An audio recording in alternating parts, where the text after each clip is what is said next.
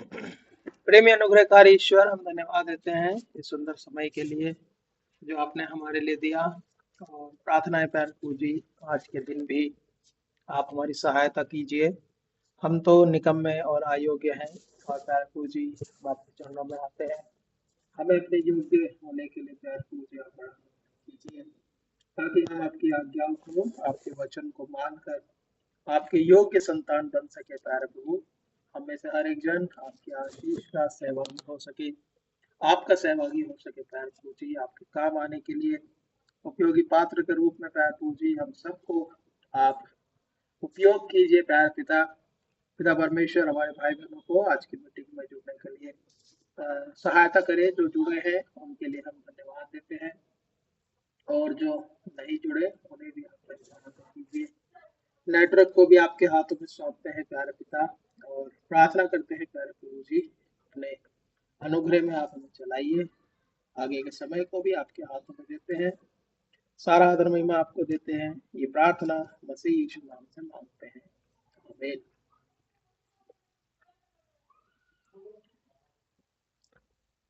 सबको जय मसीह। मेरी आवाज सबको आ रही है?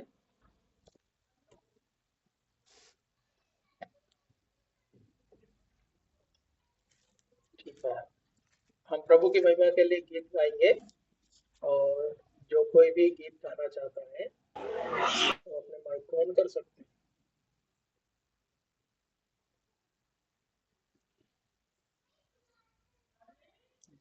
जो कोई भाई बहन गीत गाना चाहते हैं वो अपना माइक ऑन करके गा सकते हैं। वादा मेरे दिल विच बस जावे, मिठा नाम यहोवा मेरे दिल विच बस जावे। यीशु राजा जी खजनिया जो मैनू बरकत मिल जावे। यीशु राजा जी खजनिया जो मैनू बरकत मिल जावे। मिठा नाम यहोवा दा मेरे दिल विच बस जावे।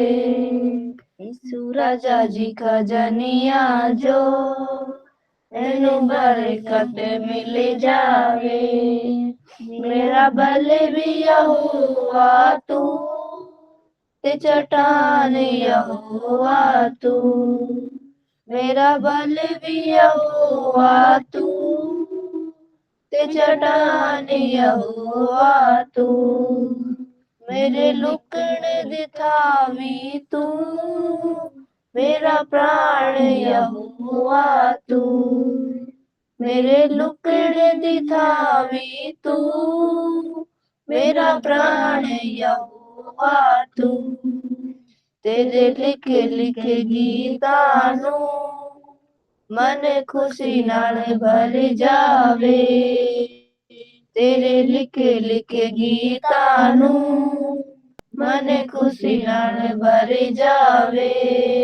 मिठा नाम यहोवा दा तेरे दिल विच बस जावे। यीशु राजा जी खजनिया जो मैनू बरकत मिले। लाया आखिया सियोन वल नू अज दर्शन दिखा दे मैनू। लाया आखिया सियोन वल नू अज दर्शन दिखा दे मैनू। एना पापा दे समुद्रा जो अज पार लगा दे मैनू। एना पापा दे समुद्रा जो अज पार लगा दे मैनू। मैनू विच आसमाना दे यीशु राजा ही नजर आवे। मैनू विच आसमाना दे यीशु राजा ही नजर आवे।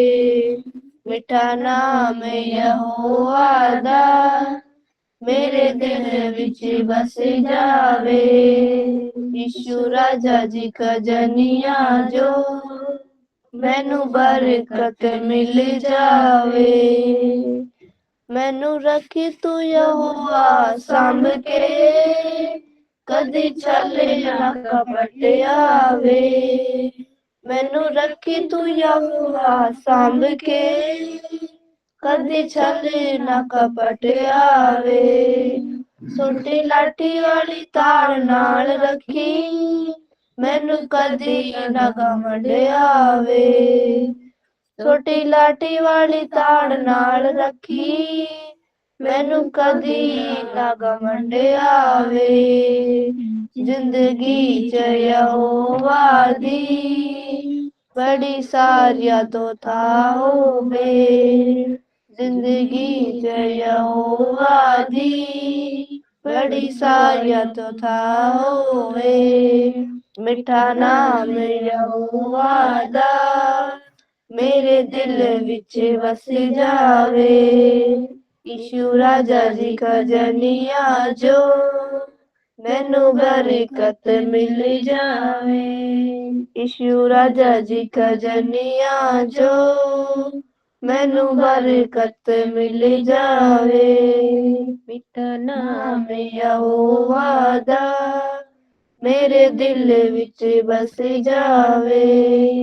यीशु राजा जी खजनिया जो मैनू बरकत मिल जावे।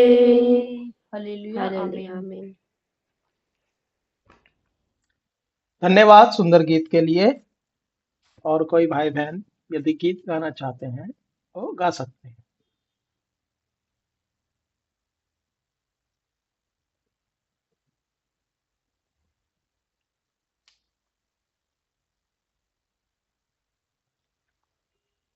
और कोई भाई बहन यदि गीत गाना चाहते हैं तो गा सकते हैं।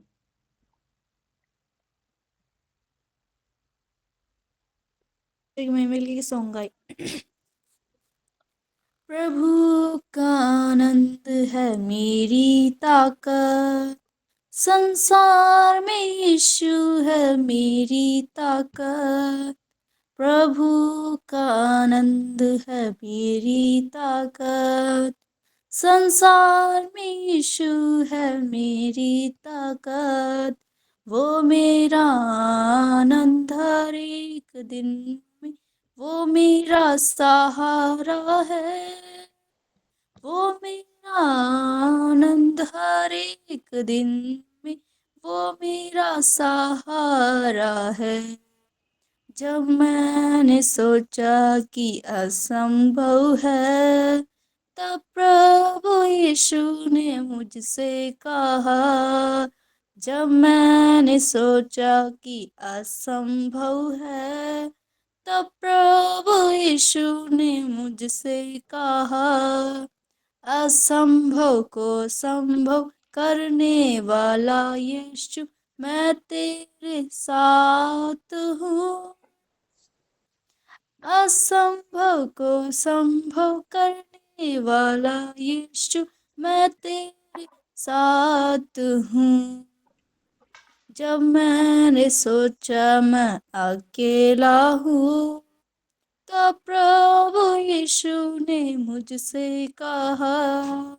जब मैंने सोचा मैं अकेला हूँ, तब प्रभु यीशु ने मुझसे कहा। संसार के अंत तक साथ रहने वाला, मैं तेरे साथ हूँ। संसार के अंत तक साथ रहने वाला, मैं तेरे साथ हूँ। प्रभु का आनंद है मेरी ताकत, संसार में यीशु है मेरी ताकत। प्रभु का आनंद है मेरी ताकत, संसार में यीशु है मेरी ताकत। वो मेरा आनंद हर एक दिन में, वो मेरा सहारा है। वो मेरा आनंद हर एक दिन में, वो मेरा सहारा है। जब मैंने सोचा मैं निर्बल हूँ, तब प्रभु यीशु ने मुझसे कहा। जब मैंने सोचा मैं निर्बल हूँ, तब प्रभु यीशु ने मुझसे कहा। शक्ति देने वाला, सामर्थ देने वाला, मैं तेरे साथ हूँ। शक्ति देने वाला, सामर्थ देने वाला, मैं तेरे साथ हूँ। प्रभु का आनंद है मेरी ताकत, संसार में यीशु है मेरी ताकत। प्रभु का आनंद है मेरी ताकत, संसार में यीशु है मेरी ताकत। वो मेरा आनंद हर एक दिन में, वो मेरा सहारा है। वो मेरा आनंद हर एक दिन में, वो मेरा सहारा है। जब मैंने सोचा कि असंभव है, तब प्रभु यीशु ने मुझसे कहा। जब मैंने सोचा कि असंभव है, तब प्रभु यीशु ने मुझसे कहा। असंभव को संभव करने वाला यीशु, मैं तेरे साथ हूँ। असंभव को संभव करने वाला यीशु, मैं तेरे साथ हूँ। प्रभु का आनंद है मेरी ताकत, संसार में यीशु है मेरी ताकत। प्रभु का आनंद है मेरी ताकत, संसार में यीशु है मेरी ताकत। वो मेरा आनंद हर एक दिन में, वो मेरा सहारा है। वो मेरा आनंद हर एक दिन में, वो मेरा सहारा है। आमीन। धन्यवाद सुंदर गीत के लिए। और प्रभु आप सबको बड़ी आशीष दे, और आप सबको प्रभु ने संभाला और अपने अनुग्रह में बचा करके रखा, ये बहुत बड़ी बात है। जैसा कि हम वर्तमान समय में परिस्थितियों को देख रहे हैं, और हम जानते हैं कि जगह जगह समस्याएं हैं, बहुत सारी बातें हैं, लेकिन परमेश्वर ने हम सबको बड़ी ही अ, अनुग्रह से, बड़ी दया से, बड़े प्रेम से उसने हमें संभाल के रखा है। तो आज के अध्ययन में हम लोग परमेश्वर के द्वारा उस अनुभव को सीखेंगे जो हमें एक और पर्वत शिखर के ऊपर लेकर के जाएगा, और हमारी आत्मिक ताकि ऊंचाई का वो मापदंड हो सकता है, ऐसा मैं समझता हूँ। क्योंकि जब मैं इसको अध्ययन कर रहा था आज के बाइबल स्टडी के लिए, तो ये चीज मुझे समझ में आई कि मेरी आत्मिक ऊंचाई कितनी है और कितना मैं उसके बराबरी में आया हूँ। तो मैं आशा रखता हूँ कि परमेश्वर आप सबसे इन वचनों के द्वारा बात करे। तो आज के अध्ययन के लिए हम लोग यशायाह का 40वां अध्याय और उसके पहले वचन भाग से लेके 11 वचन भाग तक कोई भी एक जन अपनी बाइबल में पढ़ सकता है। यशायाह का 40वां अध्याय और उसके पहले वचन से 11 वचन तक कोई भी एक जन अपने बाइबल में पढ़ सकते हैं। तुम्हारा परमेश्वर यह कहता है कि मेरी प्रजा तुम्हारा परमेश्वर यह कहता है, मेरी प्रजा को शांति दो, शांति। यरूशलेम से शांति की बातें कहो और उससे पुकार कर कहो कि तेरी कठिन सेवा पूरी हुई है, तेरे अधर्म का दंड अंगीकार किया गया है। यहोवा के हाथ से तू अपने सब पापों को दूना दंड पा चुका है। किसी की पुकार सुनाई देती है, जंगल में यहोवा का मार्ग सुधारो। हमारे परमेश्वर के लिए अराबा में एक राजमार्ग चौरस करो। हर एक तराई भर दी जाए और हर एक पहाड़ और पहाड़ी गिरा दी जाए। जो टेढ़ा है वह सीधा और जो ऊंचा नीचा है वह चौरस किया जाए। तब यहोवा का तेज प्रकट होगा और सब प्राणी उसको एक संग देखेंगे, क्योंकि यहोवा ने आप ही ऐसा कहा है। बोलने वाले का वचन सुनाई दिया, प्रचार कर। मैंने कहा, मैं क्या प्रचार करूं? तब प्राणी घास है, उसकी उनकी शोभा मैदान के फूल के समान है। जब यहोवा की सांस उस पर चलती है, तब घास सूख जाती है और फूल मुरझा जाता है। निसंदेह प्रजा घास है, घास तो सूख जाती और फूल मुरझा जाता है, परंतु हमारे परमेश्वर का वचन सदैव अटल रहेगा। हे सिय्योन को शुभ समाचार सुनाने वाली, ऊंचे पहाड़ पर चढ़ जा। हे यरूशलेम को शुभ समाचार सुनाने वाली, बहुत ऊंचे शब्द से सुना, ऊंचे शब्द से सुना, मत डर। यहूदा के नगरों से कह, अपने परमेश्वर को देखो। देखो, प्रभु यह सामर्थ दिखाता हुआ आ रहा है। वह अपने भुज बल से प्रभुता करेगा। देखो, जो मजदूरी देने की है वह उसके पास है, और जो बदला देने का है वह उसके हाथ में है। आमीन। आमीन। 11 वचन तक पढ़ा है। वह चरवाहे के समान अपने झुंड को चराएगा। वह भेड़ों के बच्चों को अंकवार में लिए रहेगा और दूध पिलाने वालियों को धीरे धीरे ले चलेगा। आमीन। प्रभु इस पढ़े गए वचन पर आशीष दे। हम प्रार्थना करेंगे। प्रेमी अनुग्रहकारी ईश्वर, इस वचन को जो आपके सम्मुख पढ़ा गया, इसमें बड़ी अनुग्रह दीजिए ताकि हम इसको समझें और आपकी इच्छा को हम जान सके कि आप हमारे जीवन से क्या इच्छा रखते हो प्यारे प्रभु जी, और आप क्या चाहते हो, ताकि हम भी आपकी इच्छा पूरा करने वाले हो सके। जैसा कि चेलों को आपने प्रार्थना सिखाया कि हे प्रभु, हमें प्रार्थना करना सिखा, और आपने सिखाया कि तेरी इच्छा जैसे स्वर्ग में पूरी होती है वैसे ही पृथ्वी पर भी हो।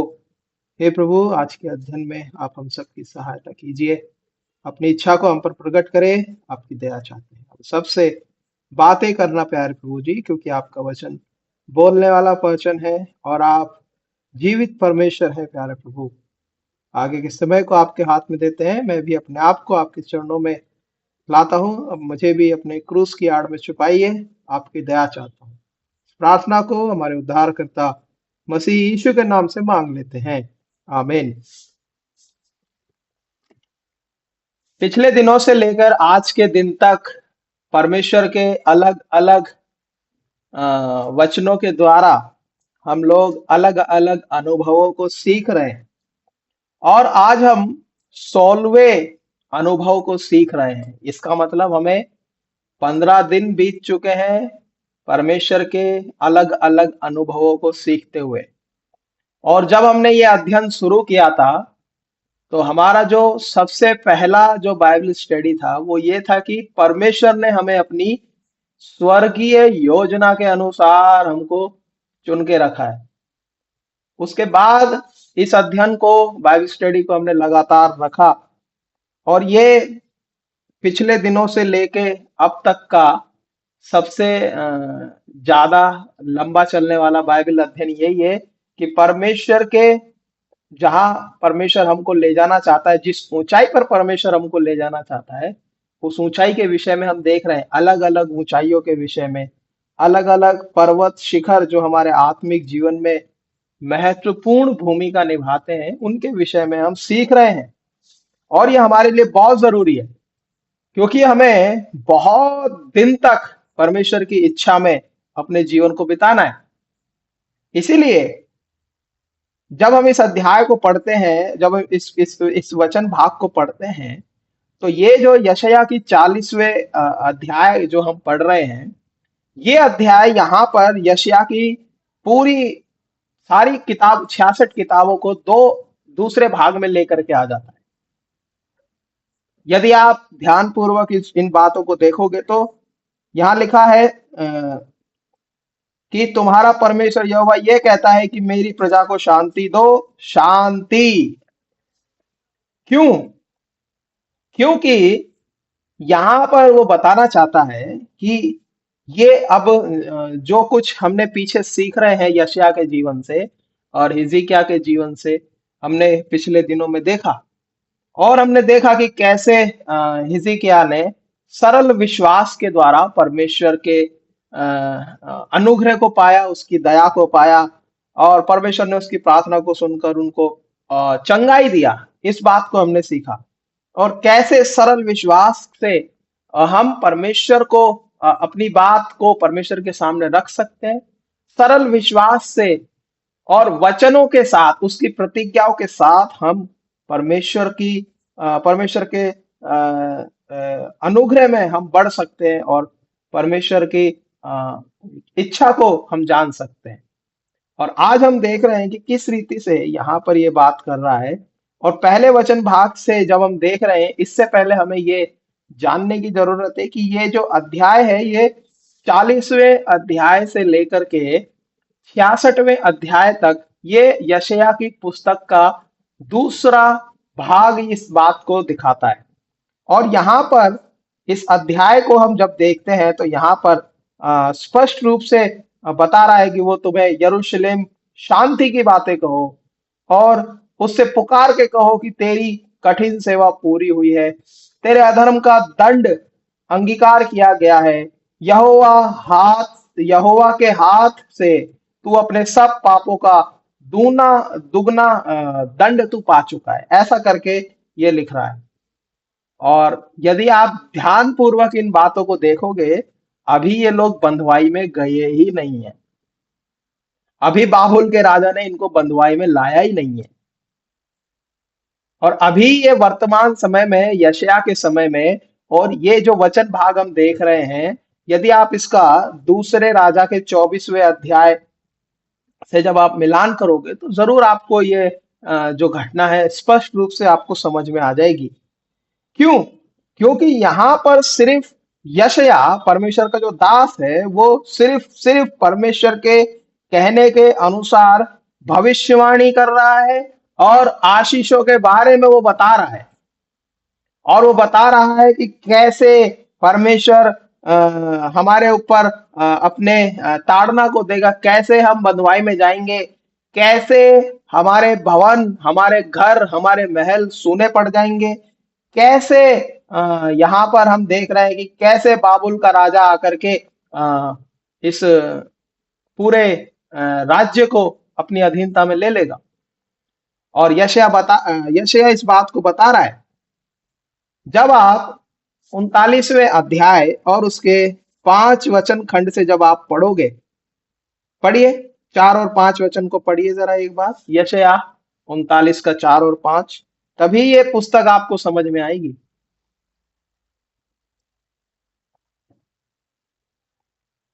क्या भैया आवाज समझ में नहीं आ रही है? आपकी अटकट के आ रही है। 1 मिनट फिर।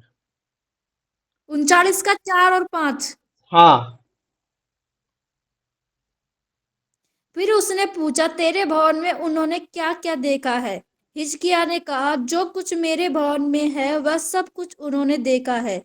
मेरे भंडारों में कोई ऐसी वस्तु नहीं जो मैंने उन्हें न दिखाई हो। तब याशायाह ने हिजकिय्याह से कहा, सेनाओं के यहोवा का यह वचन सुन ले। हिजकिय्याह के पास यशायाह ने ये कहा कि सेनाओं का ये जो वचन है, इसको ध्यान से सुनो, परमेश्वर आपके लिए अब बोल रहा है। यशायाह ने हिजकिय्याह को कहा, क्या कहा यशायाह ने हिजकिय्याह को? एक बड़ी भयानक बात जो अब तक नहीं हुई है, उस बात को यशायाह हिजकिय्याह को कह रहा है। 6 वचन पढ़िए।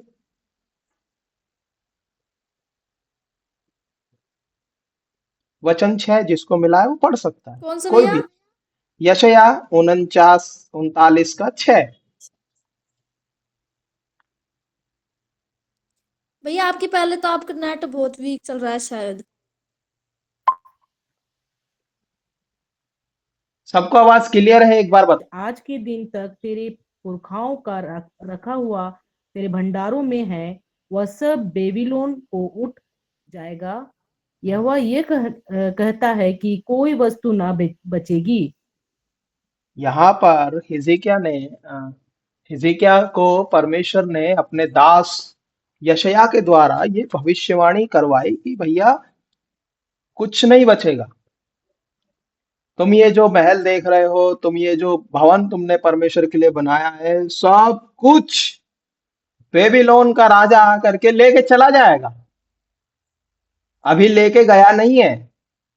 और ये यशायाह की पुस्तक के दूसरे भाग से पहले का ये भाग है, ये पहले ही भाग में लिखा हुआ है कि यशायाह इस बात की भविष्यवाणी कर रहा है कि सब कुछ लूट लिया जाएगा, कुछ नहीं बचेगा तुम्हारे पास और तुम बंधुआ हो जाओगे। और वो कह रहा है कि तुमको बाबुल का राजा लेकर के ले जाएगा, तुम्हें बंधुआई में ले जाएगा। और ये जो यशायाह यहाँ पर भविष्यवाणी करता है, इस भविष्यवाणी को हम दानियल की किताब जब आप पढ़ोगे तो वहां पूरा होता हुआ देख सकते हैं बड़ी आसानी से कि कैसे वो राजा उस समय में नबूकदनेस्सर बाबेल यरूशलेम के लोगों को, यहूदा देश के राजा को, सबको बंधुआई में लेकर के आया और बोला इनकी गर्दन पे जुआ रख दो। अभी वो बंधुआई में नहीं गए हैं, अभी वो लोग किसी समस्या में नहीं पड़े हैं, अभी उन्होंने कोई बोझ नहीं उठाया, अभी उनके ऊपर कोई अधिकार नहीं जता रहा है केवल परमेश्वर के अलावा। ऐसे समय में परमेश्वर उनको एक अच्छे चरवाहे के समान उनको बता रहा है, एक बुद्धिमान, एक सलाहकार के तरीके से परमेश्वर उनको बात करके बता रहा है यशायाह के द्वारा कि भाई ऐसा ऐसा होने वाला है। और फिर 7 वचन में लिखा है, जो तेरे पुत्र वंश में उत्पन्न हो उनमें से भी कितनों को वे बंधुआई में ले जाएंगे और वे खोजे बनकर बाबुल के राजभवन में रहेंगे। हिजकिय्याह ने यशायाह से कहा, यहोवा का वचन जो तूने कहा है वो भला ही है। फिर उसने कहा, मेरे दिनों में तो शांति और सच्चाई बनी रहेगी। जब तक हिजकिय्याह जिंदा रहा तब तक बड़ी शांति थी, लेकिन जिस दिन, हो सकता है जिस दिन हिजकिय्याह मरा होगा उस दिन से लोग डरते होंगे, हिजकिय्याह कहीं मर तो नहीं गया, ऐसा करके सोच रहे होंगे। ये बात ठीक वैसी ही है जैसी उत्पत्ति की किताब में बताई दिखाई देती है। यदि आप उत्पत्ति की किताब का अध्ययन किए होंगे तो आपको ये बात याद होगी कि जिस दिन मतुशेलह मरा उसी दिन बाढ़ आई थी नूह के समय में। और यही चीज यहाँ पर यशायाह के समय में हम थोड़ा सा मिलता, पूरा नहीं, थोड़ा सा मिलता जुलता हम देखते हैं कि यशायाह कहता है कि मेरे दिनों में तो शांति और सच्चाई बनी रहेगी ना। हो सकता है परमेश्वर ने वायदा भी किया हो, हाँ बिल्कुल पूरी शांति रहेगी, चिंता मत करो, लेकिन जिस दिन तुम उठा लिए जाओगे उस दिन से हाहाकार मच जाएगा।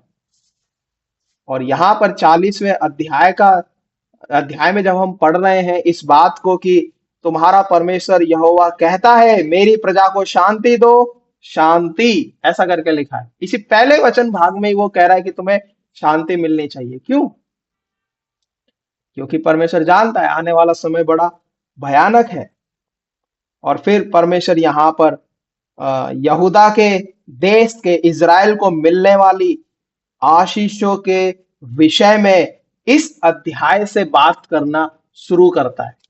आशीष मिली नहीं है, बंधुआई में गए भी नहीं है अभी तक, लेकिन परमेश्वर उनको आगे आगे चल करके उनको बता रहा है।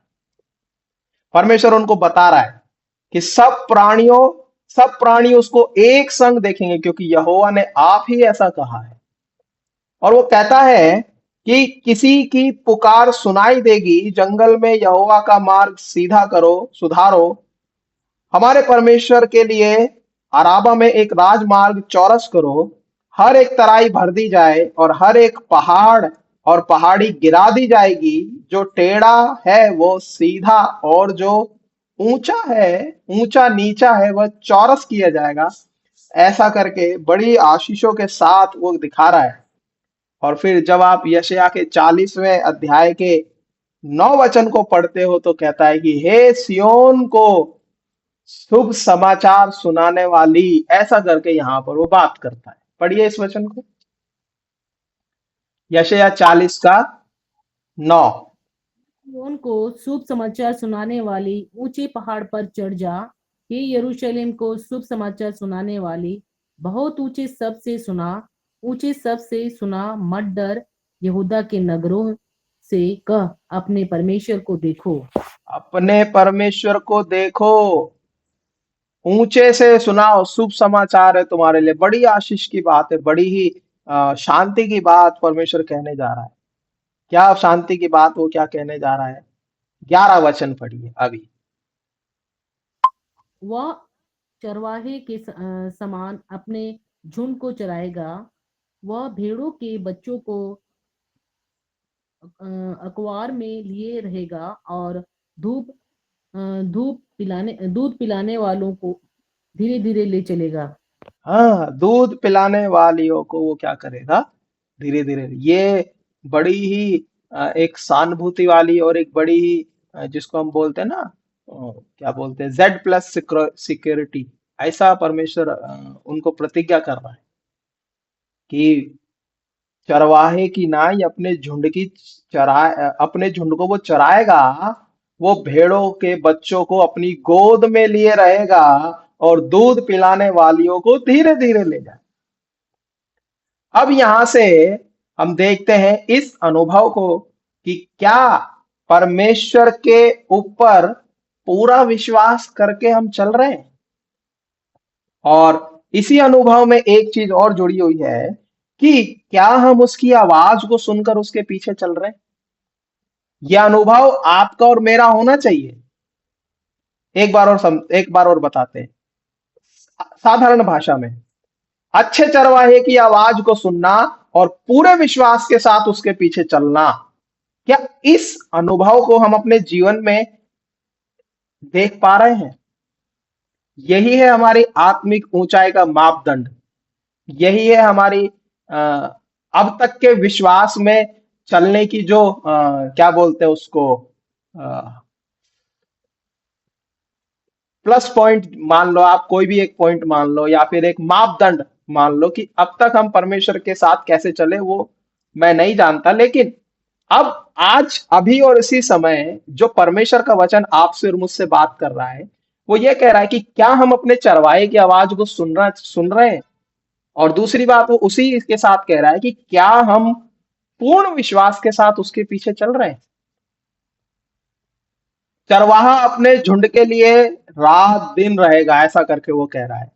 कभी कभी हम देखते हैं कि जो लोग चरवाही करते हैं वो वास्तव में अपने परिवार से, अपने दोस्त से, अपने बच्चों से, अपने घर से बहुत दूर रहते हैं। क्यों? क्योंकि वो क्या करते हैं, अपने अपने जो जिसकी वो चरवाई कर रहे हैं वो उसको क्या कर रहे हैं, प्रेम करते हैं। प्रभु यीशु मसीह ने भी आपसे और हमसे प्रेम किया और स्वर्गीय स्थान को छोड़ करके क्या बना, मनुष्य बन गया। उसने हमारी देखभाल करी, उसने हमको रखा, उसने हमारी हर एक आवश्यकताओं को पूरा किया। एक चरवाहे के समान वो हमको लेकर के चला। और चरवाहे के पास क्या होता है, बहुत सारी भेड़ बकरियां होती है, बहुत सारी, और वो उनको चराता है और वो उनको अलग अलग स्थानों में, ऐसी ऐसी जगहों में लेके जाता है जहां घास रहती है। वो उनको उनकी रात दिन रक्षा करता है। हाँ, चरवाहे भेड़ को अलग अलग जगहों में लेकर के जाते हैं, ऐसा हम जानते हैं। और यहाँ पर वो चरवाहे की नाई अपने झुंड को चराएगा, ऐसा करके लिखा है। दाऊद ने बड़ा अच्छा अनुभव दाऊद अपने जीवन से लिखता है। यहोवा चरवा मेरा है, मुझे कुछ घटी नहीं होगी। वो मुझे हरी हरी चराइयों में बैठाता है, वो मुझे सुखदाई जल के झरने के पास ले चलता है, वो मेरे जी में जी ले आता है। धार्मिकता के मार्गों में वो अपने नाम के निमित्त मेरी अगुवाई करता है, ऐसा करके दाऊद भजन 23 को लिखता है। क्यों? क्योंकि यहोवा परमेश्वर उसकी चरवाही कर रहा है। यहोवा उसको लेकर के चल रहा है। वो परमेश्वर के आगे आगे नहीं है, वो परमेश्वर के पीछे पीछे वो चल रहा है। इसलिए वो अपने आप को एक भेड़ के समान रख करके और कहता है कि यहोवा मेरा चरवाहा है। और बाइबल में प्रभु यीशु मसीह ने कहा कि मेरी भेड़ मेरी आवाज को पहचानती है, वो मेरा शब्द सुनती है, वो किसी पराये के पीछे नहीं जाती। क्योंकि वो मेरा शब्द पहचानती है। इस बात को हम बहुत अच्छे से जानते हैं। हम नए नियम पढ़ते हैं इसलिए हम जानते हैं, आप लोग भी जानते होंगे। लेकिन अब सवाल ये आता है कि क्या हम अपने चरवाहे की आवाज को सुन रहे हैं? दूसरा सवाल ये आता है, क्या हम अपने चरवाहे की पीछे पीछे चल रहे हैं? प्रतिदिन वो हमको चराता है, चराना चाहता है। हमें सूखा बासा 2 दिन पुराना ऐसा नहीं खिलाना चाहता, परंतु वो हमें ताजा खिलाना चाहता है, फ्रेश, एकदम अच्छा। इसलिए वो हमको चराना चाहता है। हाँ, वो हमें उत्तम जल पिलाना चाहता है, निर्मल स्रोत से वो पिलाता है। पढ़िए भजन संहिता 23 अध्याय में दाऊद किस अनुभव को लिखता है?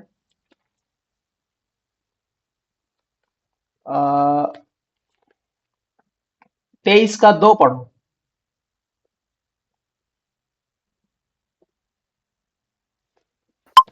वह मुझे हरी हरी चराइयों में बैठाता है, वह मुझे सुखदाई जल के झरने के पास ले चलता है। वो मुझे सुखदाई जल के झरने के पास लेकर के चलेगा। यशायाह के समय में जब ये बात परमेश्वर हिजकिय्याह से कर रहा है, हिजकिय्याह बंधुआई में नहीं गया, हिजकिय्याह के लोग भी बंधुआई में नहीं गए। हिजकिय्याह के लोग कुछ नहीं, अभी उनको बड़ी आराम है। क्यों? क्योंकि उन्होंने अशूर के राजा सनहेरीब को हरा डाला है। अभी बड़ी शांति हो गई, बड़ा चैन हो गया, बड़ी शांति और बड़ा राज्य जीतने के बाद हिजकिय्याह ने क्या किया? अपनी बीमारी से चंगा होने की चर्चा सुनी। कुछ लोगों ने हिजकिय्याह के, भाई हिजकिय्याह ठीक हो गया ऐसा करके चर्चा सुनी। और चर्चा सुनने के बाद कौन आया हिजकिय्याह के पास? बलदान का पुत्र मोर्दक बलदान, जो बाबुल का राजा था, वो आ गया और हिजकिय्याह के पास आकर के बड़ी ही सफाई के साथ, अरे वाह, बहुत अच्छी बात है, आपका परमेश्वर तो बहुत अच्छा है, आपको तो उसने तुरंत ठीक कर दिया, देखो हम आपको मिलने आए हैं, कितनी अच्छी बात है, ऐसा करके उसको मक्खन लगा रहा है। और उसके बाद हिजकिय्याह भी उस मक्खन में फिसल गया है। और फिसलने के बाद वो क्या करते हैं? हिजकिय्याह अपने घर के, अपने भवन के, अपनी सब कुछ जो उसके घर में है, सब कुछ वो उसको दिखा देता है। और फिर क्या होता है? परमेश्वर का वचन हिजकिय्याह के पास आता है। परमेश्वर बोलता है कि सब कुछ लूट लिया जाएगा, कुछ नहीं बचेगा। तुमने ये जो बोला होगा परमेश्वर ने, तुमने ये जो मंदिर के ऊपर सोना मड़ा है ना, इसको भी वो उतार के ले जाएंगे। इसीलिए परमेश्वर जब हमारी चरवाही करता है, तो दूसरा बात ये आता है कि क्या हम उसकी बात को सुन रहे हैं? बहुत अच्छे से परमेश्वर की बात और परमेश्वर की अगुवाई में हिजकिय्याह चल रहा था। लेकिन एक समय ऐसा आया कि हिजकिय्याह ने बड़ी मूढ़ता का वहां पर वो काम करता है। उसने कुछ नहीं देखा। वो बड़े ही युद्ध जीतने के बाद, एक जिसको बोलते हैं ना ईगो, ये मैंने किया है, ये मैंने किया है, ऐसा करके, देखो देखो देखो, वो अशूरियों का राजा मर गया सनहेरीब, देखो कैसे उसको हमने परमेश्वर से प्रार्थना किया, कैसे हमने वो किया, कैसे हमने वो किया। वो चीज जब जीवन में आती है, तब 100% हम शत्रु को मौका देते हैं कि वो हमारे जीवन की जो कमी है उसको जान जाए। लड़ाई जीतने के बाद राजा निश्चिंत हो गया, अब किस बात का डर है। ठीक वैसे ही जैसा कि मैं कल बता रहा था कि जब हम उद्धार पा लिए, जब हम प्रभु को ग्रहण कर लिए, जब हम कलीसिया में जाने लग गए, जब हम प्रार्थना करने लग गए, तब हम ये सोच, अब हमें किस बात की चिंता है। उसको बोलते हैं लापरवाही करना। लेकिन परमेश्वर जानता था कि क्या होने वाला है, इसलिए परमेश्वर ने अपना दास भेजकर उसको वचन बताया। यशायाह 40 अध्याय का 11वां, वो चरवाहे की नाई अपने झुंड को चराएगा, वो भेड़ के बच्चों को अपनी गोद में लिए रहेगा, और दूध पिलाने वालियों को वो धीरे धीरे चलाएगा। ऐसा करके वो प्रतिज्ञा कर रहा है। संपूर्ण विश्वास के साथ जब हम उसके साथ चलते हैं और हम जानते हैं कि हम उसकी सुरक्षा में हैं, हमें किसी प्रकार का संकट हमारे ऊपर आएगा उसकी चिंता करने की हमें जरूरत नहीं है। वो हमें ऐसे ही ऊंचे पर्वत के अनुभव में लाना चाहता है कि वो हमारा चरवाहा है। दूसरी बात, हम उसकी आवाज को स्पष्ट और बड़ी ही सफाई के साथ हम सुन सकते हैं। इसी यशायाह के 40वें अध्याय में वो पृथ्वी पर हमें परीक्षाओं में कठिनाइयों और कष्टों का सामना करना पड़ेगा, ऐसा करके वो बता रहा है उनको। पढ़िए यशायाह 40 अध्याय और उसका 29, 30, 31 पढ़िए उसको। वह थकी हुओं को बल देता है और शक्तिहीनों को बहुत सामर्थ देता है। तरुण तो थकते और श्रमित हो जाते हैं और जवान ठोकर खाकर गिरते हैं। 31 परंतु जो यहोवा की बाट जोतता है वे नए बल प्राप्त करते जाएंगे। वे उकाबों के समान उड़ेंगे। वे दौड़ेंगे और श्रमित ना होंगे, चलेंगे और थकित ना होंगे। हाँ, वो उकाबों के समान उड़ेंगे, वो दौड़ेंगे, वो श्रमित ना होंगे, वो चलेंगे लेकिन थकेंगे नहीं, ऐसा करके वो बड़ी आशीष को दे रहा है। हम जब तक हम यहाँ पर हैं वर्तमान समय में, हम परीक्षाओं में, कठिनाइयों में, कष्टों का सामना हम कर रहे हैं, इस बात से हम भाग नहीं सकते। लेकिन ऐसा समय आएगा जब हम बिल्कुल निरुत्साह हो जाएंगे। प्रभु की प्रतिज्ञा है, हम ये भी भूल जाएंगे कि परमेश्वर ने हमसे प्रतिज्ञा की है। ऐसा कई समय हम सबके जीवन में आया होगा। हाँ? कठिन समय, उस समय हमें उस कठिनाई का सामना करना है। उस समय के लिए परमेश्वर ये प्रतिज्ञा करता है कि जब उनके आंसू सूख जाएंगे, जब उनकी बाइबल में लिखा है उनका कराहना सुनकर परमेश्वर ने उन पर चित्त लगाया और उन्हें स्मरण करके उनको छुड़ाया। निर्गमन निर्गमन दूसरा अध्याय में, निर्गमन दूसरा अध्याय। ये विनोद कुमार अपना माइक ऑफ कीजिए कृपया करके। निर्गमन 2 अध्याय। परमेश्वर ने कराहना सुनकर उन पर चित्त लगाया। निर्गमन 2 अध्याय और उसका 24 वचन पढ़िए कोई जन। निर्गमन 2 अध्याय 24 वचन। परमेश्वर ने उनका कहराना सुनकर अपनी वाचा को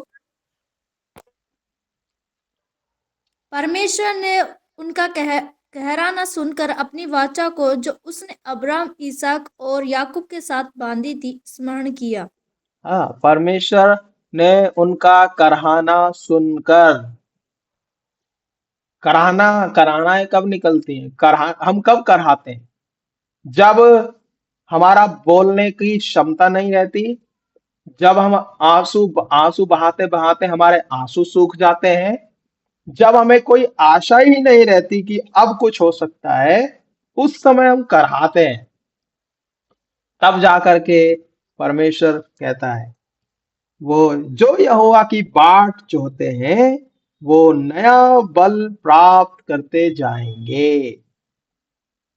जवान लोग जो अपनी ताकत पर भरोसा रखते हैं, हाँ, हम जो यंग लोग हैं ना, अपनी ताकत पर भरोसा रखते हैं, कहते हैं हम कौन, हम कैसे गिर सकते हैं, हम तो बहुत मजबूत लोग हैं। लेकिन जो प्रभु की बाट जोते हैं, जो परमेश्वर की बाट जोते हैं, वो हमेशा बल प्राप्त करते हैं, वो नया बल प्राप्त करते हैं। वो कहता है कि वो उकाबों की नाई उड़ेंगे। हर आने वाली कठिनाई उनके लिए ऊंचे पहाड़ का एक अनुभव है।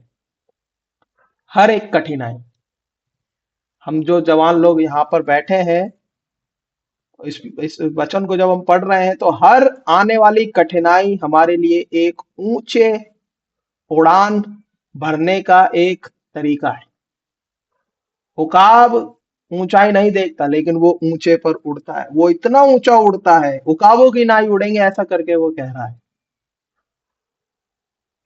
इसीलिए इसीलिए परमेश्वर आपके और मेरे जीवन को लेकर के चलना चाहता है। इसीलिए हमें परीक्षा में लाता है, इसीलिए वो बता रहा है कि क्या होने वाला है। 27 वचन पढ़िए, इसी अध्याय का 40वें अध्याय का 28 वचन पढ़िए। क्या तुम नहीं जानते, क्या तुमने नहीं सुना, यहोवा जो सनातन परमेश्वर और पृथ्वी भर का सृजनहारा है, वह ना थकता और ना श्रमित होता, उसकी बुद्धि अगम है। क्या तुम नहीं जानते कि वो सनातन का परमेश्वर है? परमेश्वर इजरायली लोगों को याद दिला रहा है कि मैं वही ईश्वर हूं जिसने मैं सनातन से हूं, जिसने मिस्र की बंधुआई से इजरायलियों को छुड़ाया है और उनको बड़ी आशीष के साथ लेकर के आया। और आज इस समय में, यशायाह के समय में, हिजकिय्याह के समय में परमेश्वर याद दिला रहा है यशायाह के द्वारा कि क्या तुम नहीं जानते। ये बहुत बड़ी बात है। परमेश्वर बोल रहा है, क्या तुम नहीं जानते, क्या तुम्हें नहीं पता, क्या तुमने नहीं सुना। आज वर्तमान समय में, अभी प्रेजेंट समय, परमेश्वर आपसे और हमसे बात कर रहा है। क्या हमने नहीं पढ़ा कि वो हमारी चरवाही करेगा? क्या हम पहले नहीं देखे कि कैसे परमेश्वर आपको और हमको लेकर के आया है और आज के दिन तक उसने हमको संभाल के रखा है? यही अनुभव परमेश्वर चाहता है और इस ऊंचाई पर हमें आने की जरूरत है। क्या ऊंचाई है? कौन सा पर्वत शिखर है जिस पर हमें चढ़ने की जरूरत है? वो पर्वत शिखर का अनुभव यह है कि क्या हम अच्छे चरवाहे की अपने अच्छे चरवाहे की आवाज को क्या हम सुन रहे हैं? दूसरी बात, क्या हम उसके पीछे पूर्ण विश्वास के साथ चल रहे हैं? यही पर्वत शिखर, 16वें पर्वत शिखर का जो सारांश है वो यही है। इस अनुभव में आपको और मुझको आने की जरूरत है। इसलिए परमेश्वर कहता है कि वो चरवाहे की नाई अपने झुंड को क्या करेगा? वो चराएगा। इसीलिए यहां पर जब मैं इस बात को पढ़ रहा था तो बड़ी ही साफ साफ रीति से मैंने सोचा, अपने बारे में सोचा कि हाँ यार, सही बात है। कई बार मैं उसकी आवाज को सुन करके भी अनसुना कर देता हूँ। कई बार परमेश्वर मेरे को अगुवाई करता है, ऐसे करो, लेकिन मैं नहीं करता। बाद में जब नुकसान उठाते हैं तब, अरे यार पहले ही ऐसा कर लेते तो अच्छा रहता। बहुत जरूरी है परमेश्वर की आवाज को सुनना, और बहुत स्पष्ट आवाज परमेश्वर सुनाना चाहता है। वो आवाज हमें कहीं बड़ी सभा में सुनने के लिए नहीं मिलेगी। वो आवाज हमें किसी ऐसी जगह नहीं मिलेगी जहां बहुत सारे लोग आराधना कर रहे होंगे या बहुत सारी भीड़ इकट्ठा होगी। वो आवाज हमें अद्भुत काम करने वाली जगहों पर भी सुनने के लिए नहीं मिलेगी। वो आवाज, जो आवाज परमेश्वर हमें सुनाना चाहता है, वो आवाज केवल केवल वो हमको एक ऐसे स्थान में सुनने के लिए मिलेगी जहां सिर्फ हम होंगे और कोई नहीं होगा। इसीलिए दाऊद जब लिखता है कि हे परमेश्वर, परमेश्वर की आवाज को वो सुनता है, भोर को उठ करके वो परमेश्वर की आवाज को सुनता है। अपने चरवाहे की आवाज को सुनना हमारे लिए बहुत जरूरी है। क्या यहोवा परमेश्वर, क्या प्रभु यीशु मसीह हमारा चरवाहा है? अभी तक वो बंधुआई में नहीं गए हैं। अभी तक उनको उनके राज्य में कोई नुकसान भी नहीं हुआ है, बड़ी शांति के साथ रह रहे हैं। एक अनुभव पढ़ लीजिए, फिर हम इसको अंत करेंगे। यिर्मयाह नबी की किताब और उसका 31वां अध्याय का 10 वचन पढ़िए जरा।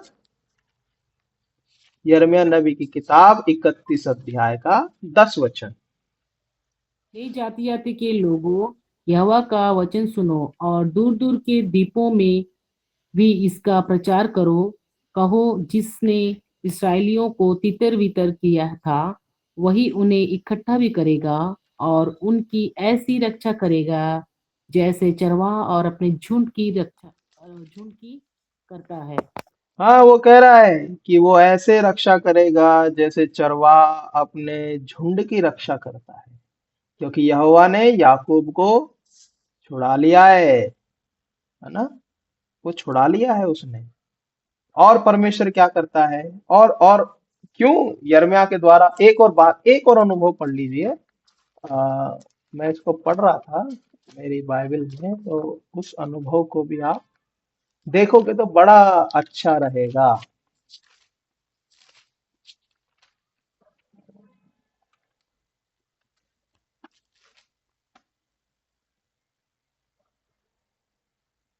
हाँ, यिर्मयाह 29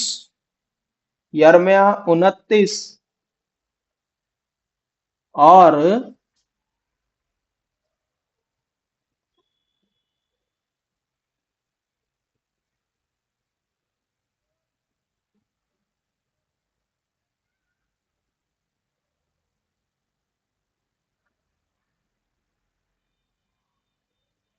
5 और 6 वचन पढ़िए। तब तेरे परदेसी बैरियों की भीड़ सूक्ष्म धूल के समान और उन भयानक लोगों की भीड़ भूसी के समान उड़ाई जाएगी। सेनाओं का यहोवा अचानक बादल गरजता भूमि को कंपाता और महाध्वनि करता और बवंडर और आंधी चलाता और नष्ट करने वाली अग्नि भड़कता हुआ उसके पास आएगा। नहीं नहीं, आपने यिर्मयाह 29 यिर्मयाह 29 वर्स 5 और एंड 6। घर बनाकर उनमें बस जाओ, बारियां लगाकर उनके फल खाओ, विवाह करके बेटे बेटियों जन्माओ और अपने बेटों के लिए स्त्रियां ब्याह लो और अपनी बेटियों पुरुषों को ब्याह दो कि वे भी बेटे बेटियों जन्माए और वहां घटो नहीं वरन बढ़ते जाओ। वरन क्या करो, बढ़ते जाओ। बढ़ते जाओ। हाँ, यिर्मयाह लिख रहा है घर बनाकर उसमें बस जाओ और फिर दाख की बारियां लगाकर उसके फल खाओ, विवाह करके बेटे बेटियां भी जन्माओ और उसके बाद अपने बेटे बेटियों के लिए स्त्रियां भी ब्याह लो। फिर कहता है अपनी बेटियों को पुरुषों को ब्याह दो, वे भी अपने बेटे बेटियां जन्माए और वहां घटो नहीं वरन बढ़ते जाओ, ऐसा करके लिखा है। तो किसी को अगर इस साल आने वाले साल में ये प्रतिज्ञा मिल जाए तो वो फूला नहीं समाएगा। लेकिन ये प्रतिज्ञा कब कही गई है? जब वो बंधुआई में चले गए, जब उनको बाबुल का राजा उनको बेड़िया हाथों में डाल करके, और हो सकता है मारते पीटते हुए और घसीटते हुए भी लेकर के जा रहा होगा, और जब वो बंधुआई के अंदर जेल में पड़े होंगे ये लोग, वहां पर परमेश्वर उनको बोल रहा है क्यों क्यों ऐसा करना है? क्योंकि 70 साल तुमको यहीं बिताने हैं, 70 साल तुमको यहीं रहना है, इसीलिए यहीं रहो, यहीं खाओ, यहीं पियो, यहीं बनाओ, यहीं रहो। ये प्रतिज्ञा है। और फिर वो कहता है जो कल्पनाएं मैं तुम्हारे लिए करता हूं वो हानि की नहीं परन कुशल ही की है, और अंत में तुम्हारी आशा पूरी करूंगा। इसीलिए परमेश्वर उनको एक चरवाहे के समान लेकर के चलता है। क्या वो हमारा चरवाहा है? क्या हम उसकी आवाज को सुन रहे हैं? उसकी आवाज को सुनना हमारे लिए बहुत जरूरी है, तभी वो हमारी चरवाही कर पाएगा और तभी हम उसके पीछे चल सकते हैं, वरना नहीं चल सकते। अगर कोई कहता है कि मैं प्रभु पर विश्वास करता हूं और वो उसकी आवाज को नहीं सुनता, तो वो इसका मतलब झूठ कह रहा है एकदम। और उसकी आवाज को सुनने के लिए उसके वचन को ध्यान करके पढ़ना हमारे लिए बहुत जरूरी है, तभी हमारे जीवन में बड़ी आशीष को वो रख रहा है। प्रभु इस वचन पर आशीष दे। आइए हम प्रार्थना करेंगे और इस अनुभव में हम बढ़ते जाएंगे।